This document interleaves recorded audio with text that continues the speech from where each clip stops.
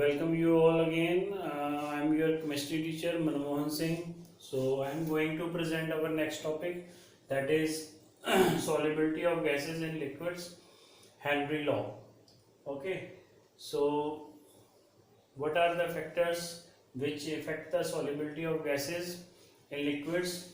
We have number of factors, that is nature of solute gas and solvent, temperature, pressure. Okay, so we will study these factors one by one. So first of all, try to understand what is the solubility. Solubility is the amount of solute which would we dissolve in per 100 gram of solvent to make a saturated solution. Okay, so that is the solubility. Now the first factor is nature of solute gas and solvent.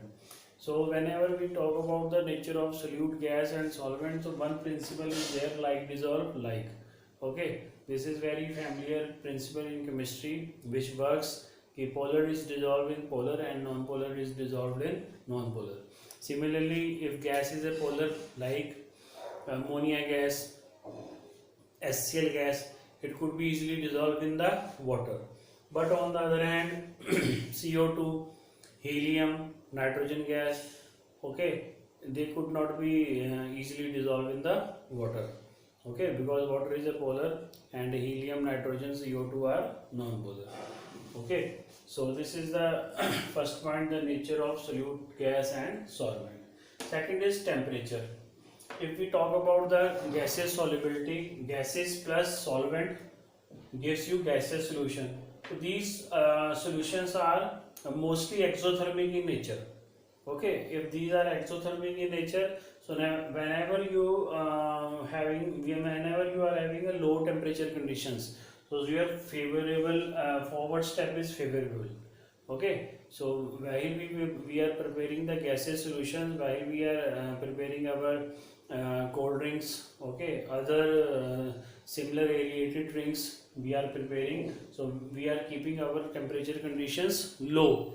That's why, because these solutions are exothermic in nature. Okay, their forward step is exothermic in nature. Okay, that's why we maintain the low temperature conditions. If you increase the temperature, again gas and solvent get separated out. The third point is which affects the solubility of gas, that is pressure. So pressure, it could be easily learned by the help of Henry's law. So what is the Henry law? Henry law, according to Henry law, mass of gas dissolved in a solvent in per unit volume of solvent, it is directly proportional to the pressure applied of that particular gas over the solvent. Okay, जो मास है किसी gas का पर unit volume of that particular solvent, it is purely depend किस पे करता है, जो partial pressure of gas which you are applying over there, okay, which you are trying to dissolve, तो उसका प्रेशर कितना है वहाँ पर. Okay, so this proportionality constant is removed by this constant, that is K. This is a constant which its value is dependent upon the type of nature of solute, gas, solvent, okay, temperature and pressure. Okay, what type of pressure units you are using. So K is varying with that. So we are having also relationship defined by the Dalton, he is expressing this relation in terms of mole fraction. So mole fraction, according to Dalton, mole fraction is directly proportional to the pressure. Okay, partial pressure of that gas. So thing is same, because mass and mole fraction are the almost is the same thing, because mole fraction is also obtained by the mass of the solute and that of solvent. Okay, so we can also relate with this. Okay. So when Dalton, he has removed this proportionality constant, so he has put it up here constant K dash.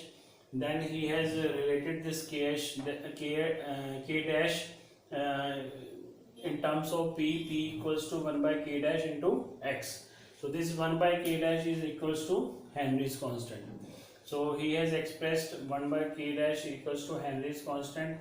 It means this kh, okay, is having the same type of nature that is defined by the Henry. Okay, he has related both the relations. So this kh is also temperature dependent. When the temperature is increased, this kh will also increase. Okay, if the low temperature ks has less value, and if temperature is high, so it has more value. So suppose ki if the temperature is high and it is having the high value, so obviously the mole fraction of the gas you will found less, because this is a product relation. If this will increase, तो automatically it get decrease. Okay, product relation है यहाँ पर, we have to maintain the product. Okay, so if it is a 2 into 4, that is 8. Now if you if it is increased, it becomes 4, then it has to be 2, because this is a product relation. Okay, so that's why if kh will increase, your pressure get decrease. So this is all about this topic. So I hope you like this video. So if you have any query, you can ask in comment section. Thank you all for watching this video.